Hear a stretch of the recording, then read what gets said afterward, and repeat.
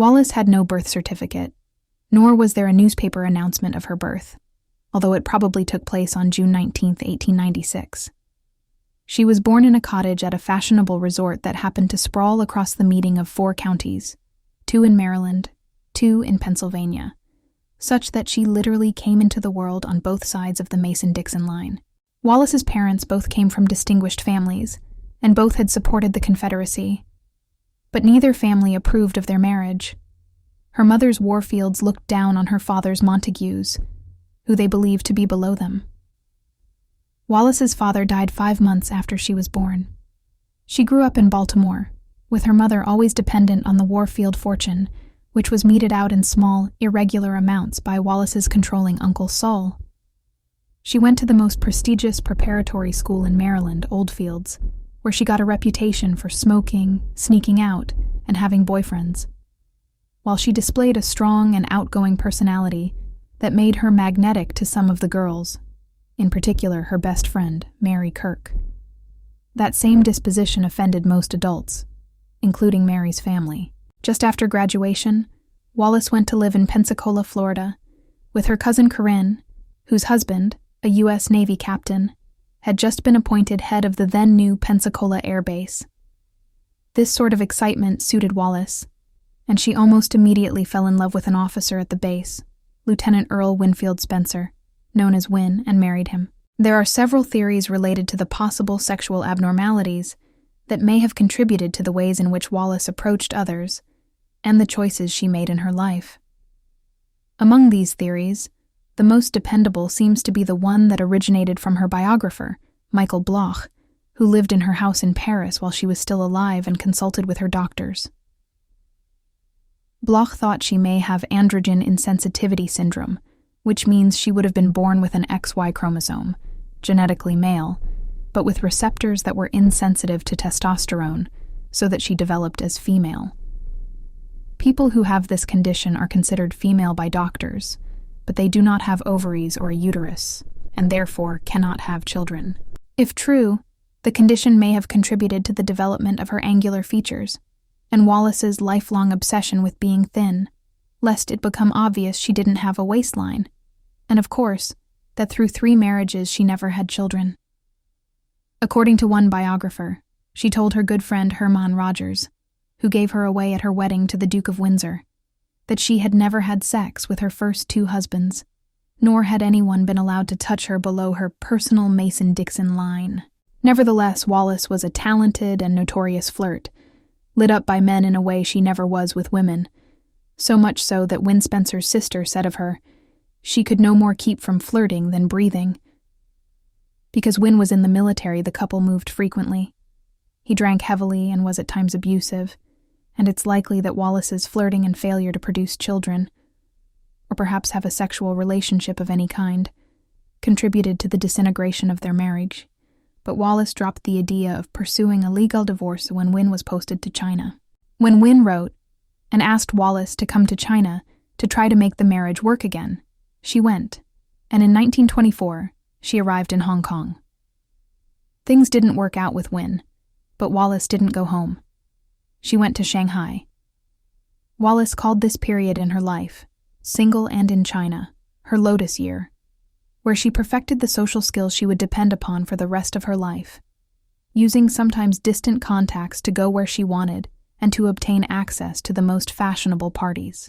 In Shanghai, she lived for a time with a man whose exact identity remains a mystery, and later moved to what was then known as Peking, now Beijing. There, attending a party with a man who was a friend of her cousin, she ran into an old friend, Catherine Rogers, who was living in China with her husband Herman. Wallis went to their house for lunch the next day, and subsequently moved in. The Lotus Year ended fairly bleakly, when Wallis, nearing 30, thought it was time she go home and get married. Wallis became extremely ill on the boat back to the United States, and on arrival had to be taken to a Seattle hospital for surgery. The source of her ailment, or the stomach attacks she had throughout her life, was never clear, with theories ranging from Win's abuse to a botched abortion to complications of the androgen insensitivity syndrome she may have had. Once she recovered, and was legally divorced from Wynne. Wallis was, as usual, dependent on the kindness of friends in New York. During this period, she was theoretically trying to find a job, but she continually failed, sometimes as a result of her own tastes and sense of her own elevated social standing. An attempt at a secretarial course failed because she did not take to typewriters. At the time, though, Wallis asserted that she wanted to do something different, something out of the ordinary for woman, a job in which she could pitch my wits not against other women, but against men in a man's world, which is the enormous irony of her life. Wallis did do a number of things that were very out of the ordinary for women of her time, and did go up against a man's world. But she never did so by taking a job, and often did so by pitting herself against women. The man she finally chose to marry was Ernest Simpson, whom she had met in New York through her childhood friend Mary Kirky. Simpson was already married, but became taken with Wallis and asked her if she would marry him once they were both out of their marriages. She agreed. Simpson was not that rich, nor was he particularly glamorous, and her decision to marry him, as well as her continuing affection for him after they were married, suggests that, though concerned with social status, Wallis was most interested in security. Ernest fit the bill. He was good-looking, bookish in a way that implied good breeding, and, what did turn out to be his greatest appeal, dependable. Ernest was half British, and once married, the couple moved to London for a new start. Wallis had always curated her life, and once she and Ernest found a permanent home in which she could entertain, she set about collecting an interesting array of guests, inevitably with a strong American nucleus. Those whom she invited for dinner were drawn almost entirely from her carefully nurtured contacts. Chief among these was Benjamin Thaw, newly appointed First Secretary of the U.S. Embassy, married to Consuelo, one of the trio of glamorous Morgan sisters who had exotic Spanish looks and lots of money. She also knew of, although she had not met, Consuelo's twin sisters Thelma Furness and Gloria Vanderbilt, both celebrated society beauties. Thelma was currently the much-gossiped-about lover of the Prince of Wales, and Wallis knew that the pair sometimes met at the Thaws' home. This was all before Wallis got involved with the British entitled noble classes. Wallis was openly interested in meeting Edward, the Prince of Wales, from the moment she moved to London, and in 1931 she did, through her friend Thelma Furness, who was herself having an affair with the prince, though she was married. To keep up some appearance of innocence, Furness needed a married couple for cover, to chaperone a gang for a weekend at Thelma's home in Leicestershire with the prince. This weekend is where Wallis first met Edward. There are not many details for this weekend, but the two met again at a later cocktail party Furness also hosted, and then again when Wallis and Ernest were presented to the court. It's not totally clear how Wallis went from there to entertaining the prince at a dinner party at her home in 1932, but she did, and she and Ernest were then invited to spend a weekend at the fort. They went on to spend many weekends there, which Ernest enjoyed at least in the beginning, although as time went by it was clear that Thelma was inviting the pair for Wallis's benefit, as the prince had fallen for her sharp tongue and risqué repartee. There was a deeper psychosexual dynamic between the two. Observers noted that Wallis frequently humiliated or emasculated the prince by such things as taking over the carving of a chicken by seizing the knife from his hand, or having him call her a taxi instead of one of his abundant staff. When they were alone, without guests at the fort, Wallis was noted by staff members to taunt and berate him until he was reduced to tears. He then overcompensated to please her. The first time it seemed as if the prince might have truly singled Wallis out as a real object of affection was on the eve of a trip she was taking to the United States. She received a radiogram from him fondly wishing her goodbye and a safe journey. Nonetheless, at this stage, Wallis believed it was evidence of no more than a mild interest, though perhaps something to make Thelma jealous, and that she had the situation well under control. When Thelma left for an extended stateside trip, and the prince was suddenly without a mistress, he put the full weight of his admiration on Wallis. He came by her house to see her nearly every day, came for dinner several times a week, phoned 2 or 3 times a day, and she was expected at the fort on weekends and whenever else she could make time. Ernest hadn't raised any formal objections. "At the moment he's flattered with it all," Wallis wrote her aunt. But she admitted, with a touch of anxiety, that keeping up with two men is making me move all the time. In the summer of 1934, Wallis went, without Ernest, on a vacation with the prince. They were not entirely alone, of course. Princes tend to travel with an entourage.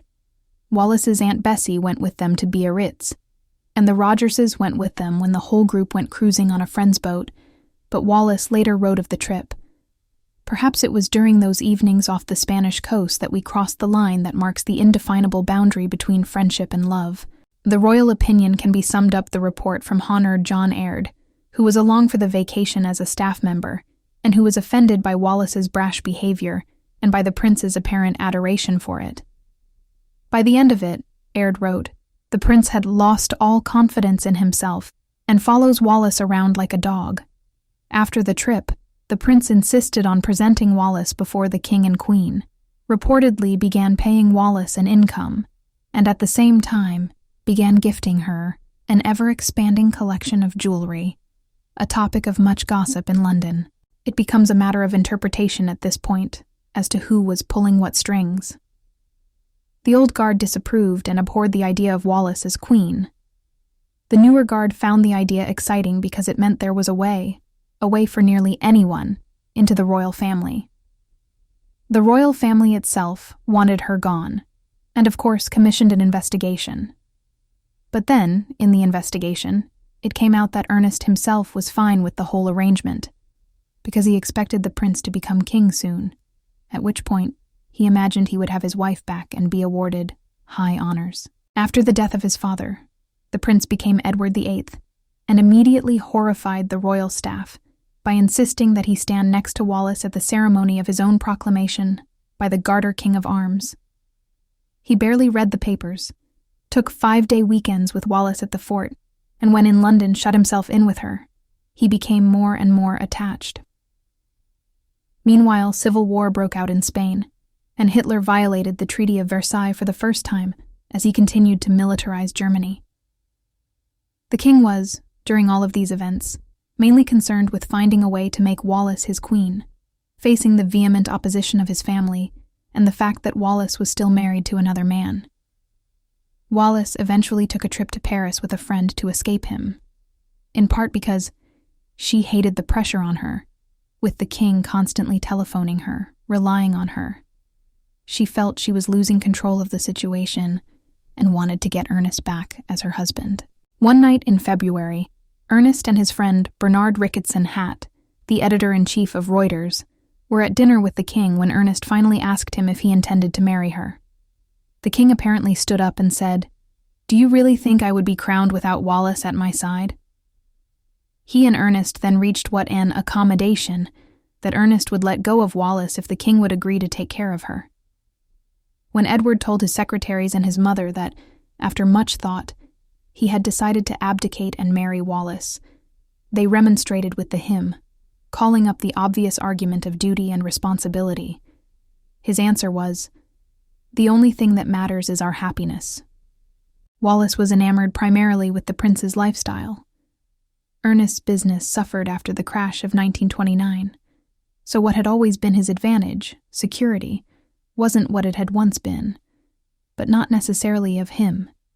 That she did not ever want to be queen, that she always assumed his infatuation would pass, that she always intended to end up with Ernest, and that, essentially, events spiraled out of her control. Wallis wrote to Ernest in summer of 1935. She happened to be at the prince's place in Cannes, where Ernest could not have gone even if he was invited, and letters she wrote to her Aunt Bessie in the fall of the same year, when he, Ernest, went on a business trip, of how much she missed the saintly Ernest. Later, even after the prince had told Prime Minister Stanley Baldwin and his own mother, at a meeting, of his intention to abdicate the throne, and told Wallis to flee to Cannes, the letters she wrote to Ernest were filled with regret, and even after she was divorced and remarried to Edward, she wrote to Ernest tenderly, and referred to him as Peter Pan, a nickname that didn't exactly indicate hopeless love so much as deep tenderness. Even if such communications were done with posterity, and her historical reputation as a kind-hearted character in mind, or simply to make Ernest feel better about the whole thing, there's still not much convincing evidence that Wallis wanted either to be queen or for Edward to abdicate. She well knew that, set afloat in the world, they would end up dependent on others, less sought out by powerful people and concerned about money, all the things she'd tried her whole life to avoid. There were other options, of course. That Edward keep Wallis as a formal mistress without the entanglements of marriage, that he marry her and she be given a title, and title lower than that of queen. Wallis and her Aunt Bessie did make cases for just these options, but the king stubbornly refused, and thus Wallis knew the only thing he could do was abdicate. Historians have suggested that there was a real chance the two could have been reconciled with the royal family, and even moved back to England, if Edward would allow Wallis to be recognized only as the Duchess of Windsor, but he would have a queen or nothing. The way that things worked out could not have been what Wallis ever wanted for her life or her relationship with Edward. She became the focal point of massive collective ill will. She received piles of hate mail, and was so hounded by newspapers and shunned by former friends in London that she could barely leave the house and eventually fled the country, at one point in her escape being forced to hide under a blanket in the back of the car. A wedding should, theoretically, come near the beginning of a love story, but for the Windsors, at least from the outside, it was the end of theirs. Wallis had gotten to the very top of her era's social world, and gotten her hands on a few strings, only to lose her grip and end up in a situation she could only attempt to endure. Other than the iconic dress Wallis wore, and the clement weather, the event of the wedding itself, which took place in the Loire Valley home of French-born American industrialist Charles Badeau, was dismal, with few friends and no royals attending. The one eccentric royal chaplain who would perform the service, the Reverend R. Anderson Jardine, was ostracized when he returned to England and moved to America shortly after. Once married, the couple did some traveling, including a trip to Germany, where Wallis was photographed meeting Hitler, a connection that would only further doom the couple to infamy at home. During World War II, Edward was appointed the governor of the Bahamas, a position most people, Wallis included, generally considered a punishment. Their lives were defined by each other, the past, and aesthetics. Decorating, shopping, holding formal dinners, being noticed by the newspapers. They were bitter toward the royal family, and Wallis was eternally frustrated that she no longer held the interest of people at high levels of society, government, or the arts. Her wit grew sharper and meaner. They wrote their separate memoirs, they ate next to nothing, and they drank a lot.